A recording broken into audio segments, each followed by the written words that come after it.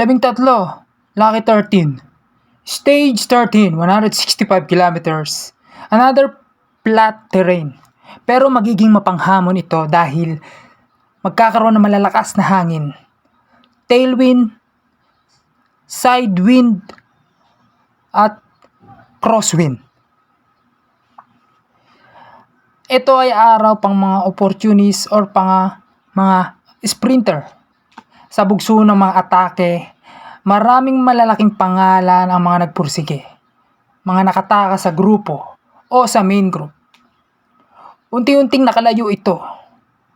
25 riders. Lumamang sila ng 30 segundo pagpasok ng 150 kilometers na lang nalalabi sa karera. Jayco Alula naman ang nagtrabaho para sa kanilang team. Isang pangalang markado ang nakawala, Adam Yates. Bismalis a bike, palitan ng trangko sa main group.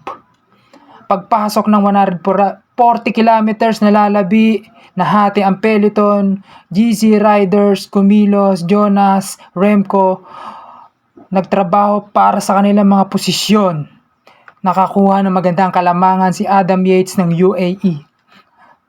130 kilometers to go, second group peloton muling nabuo.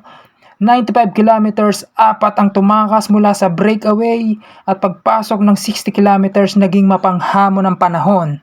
Ito na ang mga sinasabi ng karamihan na cross tailwind o nanggagaling sa kanan or kaliwa pero papasok sa iyong mukha.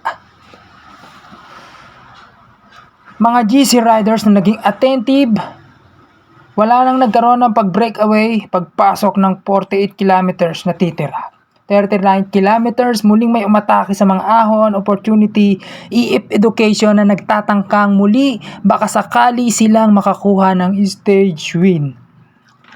Di rin nagtagal sa muli, sa huling mga sandali, sa huling mga kilometro, ang mga sumubok ay muling nagkasagpi-sagpi. Sa huling mga kilometro, nagkaroon ng magandang posisyon, nagkaroon ng semplangan, ilang daang metro. Ang huli ay nagkaroon ng tagumpay Jasper Philipsen mula sa naig sa rematihan buong peloton.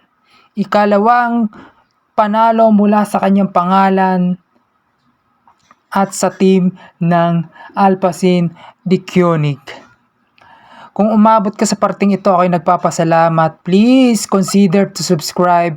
Click nyo na rin yung bell icon at saka click nyo na rin yung follow, like.